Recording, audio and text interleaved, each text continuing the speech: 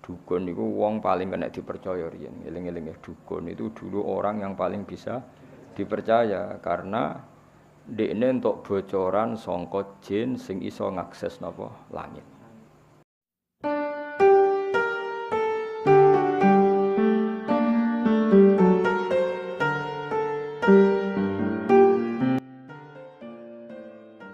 Bismillahirrahmanirrahim.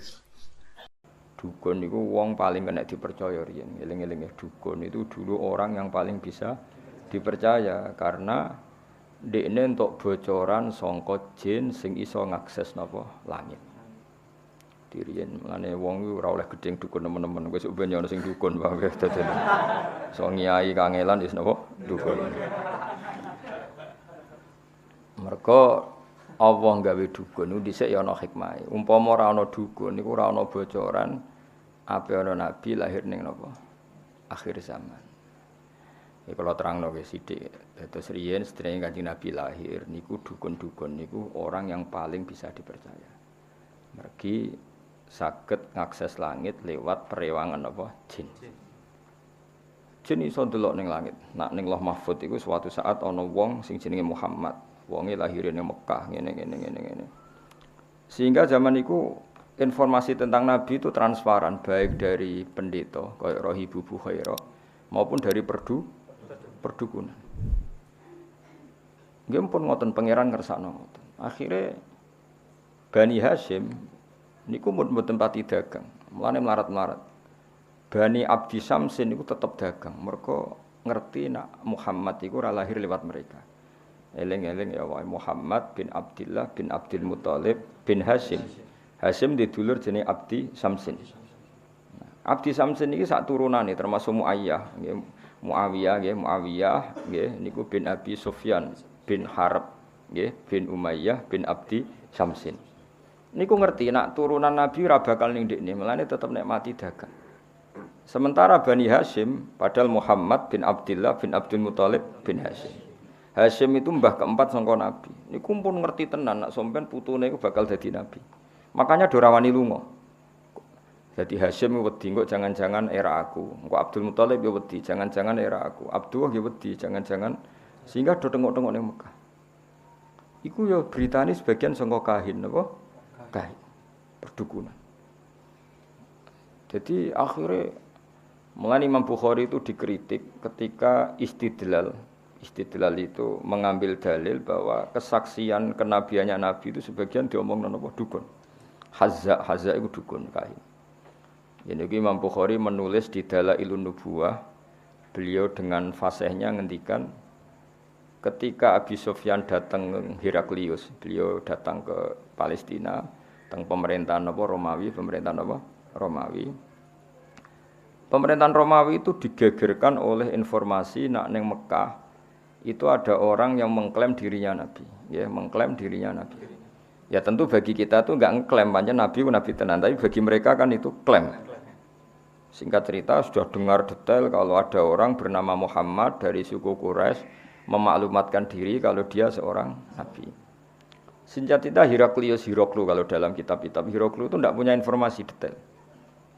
Suatu saat Abi Sufyan itu mampir ke sana karena mitra dagang. Kita tahu Abi Sufyan itu presiden Mekah, no? Presiden Mekah tentu sering ketemu tokoh-tokoh dunia termasuk ketemu sinten Hiroklu. Setelah Abi Sufyan datang dipanggil sama Hiroklu.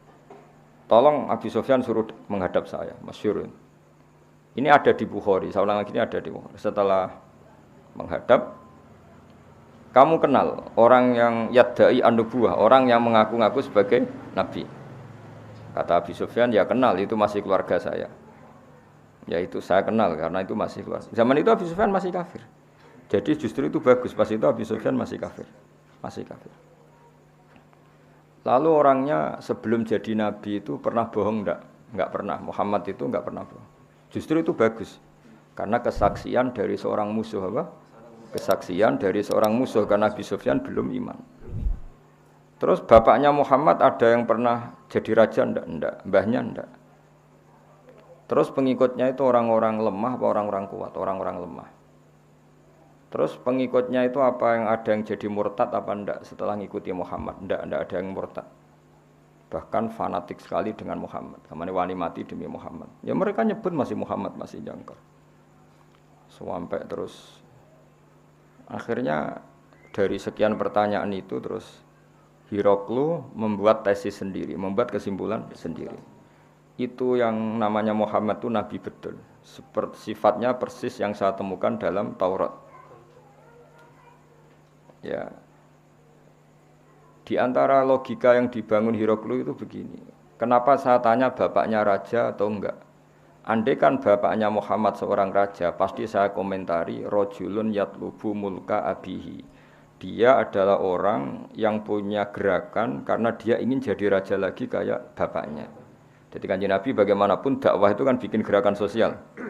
Ya, yang namanya dakwah itu dalam kacamata sosial kan tetap dianggap gerakan apa? Sosial. Dan itu kalau bapaknya raja berarti apa? Rojulun yatlubu mulka abih. Dia bikin gerakan gitu supaya jadi raja lagi kayak bapaknya, kayak mbah-mbahnya. Ketika kamu bilang bapaknya tidak raja, berarti murni karena tugas dari Allah Subhanahu wa taala. Singkat cerita akhirnya Hiroklu manggil temannya dia yang ahli kahana Hazza. Kamu kesini. Ketika teman-teman diskusinya yang sama-sama menguasai kitab langit, tanyanya lucu. Saya mimpi bahwa nanti yang menguasai Jaziratul Arab itu rojulun muhtatinun, orang yang berkhitan. Terus ada yang usul, yang berkhitan itu orang Yahudi. Terus kata Hiroklu, ndak itu masuk, itu pasti ndak Yahudi. Meskipun orang Yahudi berkhitan. Terus ketika ada cerita innal Arab yahtatinun, orang Arab itu berkhitan. Jadi orang Arab meskipun sebelum ada Islam itu sudah berkhitan karena masih punya sisa-sisa Ibrahim, millati Ibrahim. Akhirnya Hiroklu iman. Saat itu dia komentar, kalau saya ketemu Muhammad la tajassamtu ilaih, dan saya kalau ketemu dia wala ghasaltu qadamaihi, pasti meneh dek wajahi sikile tak umbah. Niku jari sinten Hiroklu. Itu juga berdasar kahana. Sehingga Imam Bukhari itu dikritik ketika bagaimana mungkin beliau menceritakan dalailun nubuwah kemudian menyitir omongane ahlul kahana. Nah, tentu terus Imam Bukhari dibela sekian ulama, termasuk pembelaan semua ulama adalah zaman itu kahana masih orisinil. Zaman itu kahana masih orisinil dan orang memang mencari-cari Muhammad juga berdasar kahana. Jadi kamane nubuwatu Muhammad iku arafahal fasik wal fajir was soleh wat toleh. Bahwa kenabian Muhammad adalah pendeta yang ngerti kaya roh Ibu Bukhairah, paham ya? Wong Yahudi yo ngerti, dukun nggih ngerti. Saking populernya berita itu di langit dan langit zaman itu iso diakses jin terus menginformasikan kepada kahana. Paham ya? Jadi pendongan. Nah, tapi terus sistem ini hilang setelah lahirnya Kanjeng Nabi Muhammad sallallahu alaihi wasallam. Tapi ya ana hikmah ya tadi, andaikan enggak ada kahana yang jadi muqaddimah diutusnya Nabi, orang enggak cukup punya informasi tentang Nabi. Ya terus ribet toh misalnya Nabi maklumatkan aku Nabi. Nabi ku apa? Sing entuk perintah ke Jibril. Jibril ku sapa? Kan panjang. Beda nek orang Yahudi Yahudi kenal Jibril, kenal Mikail, paham ya? Roh Ibu Bukhairah ya kenal Nabi akhir zaman. Sehingga wong kabeh diskusi tentang Nabi akhir zaman. Jadi cara saiki wis di seminarno wis dadi trending topik. Orang sudah bicarakan itu semua. Paham ya? Terus kabeh sing dikek pangeran ana hikmahe. Mane kahana zaman iku ana gunane, termasuk bocoran langit nak ape ana nabi akhir zaman niku berdasar napa? Kahana. Mane Imam Bukhari ngebabkan dalailun nubuwah niku termasuk komentare ahlul kahana. Paham ya? Tapi kahana sebelum itu ya, sebelum ada napa pemutusan hubungan apa langit. Niku jenenge napa? Semua ngerti wa basyaratil jinnu bi dzali zamanihi wa antuhiyatil kahana tu wa rohibatir rabbaniyah.